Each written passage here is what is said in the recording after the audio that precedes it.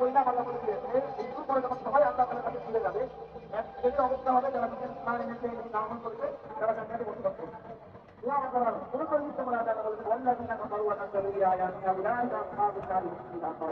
একই রকম বাক্য যারা দুনিয়াতে আল্লাহকে অস্বীকার করবে, কোরআন এবং সুন্নাহকে অস্বীকার করবে, মিথ্যা বলে দাবি করবে, তারাই হবে জাহান্নামের অধিবাসী, সেটার অবস্থা পাবে।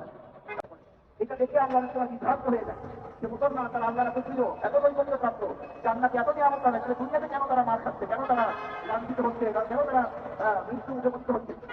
অপরদিকে যে কাফের মুশরিক যারা আল্লাহ তাআলার ক্রোধের পাত্র, আল্লাহর অপকর্মের পাত্র, জাহান্নামে অনন্তকাল থাকবে, তাহলে তারা কেন দুনিয়াতে এত প্রভাব প্রতিপত্তি, এত এই সমস্ত বিধান একেবারে দূর রেখেছে? আর কোন বিষয়টা নিয়ে আলোচনা হবে ইনশাআল্লাহ। তো প্রথমত এই দুনিয়াতে ইমানদারের জীবনে যে বিপদ আপদ দুঃখ দুর্দশা আছে, এর একটা কারণ হচ্ছে পরীক্ষা।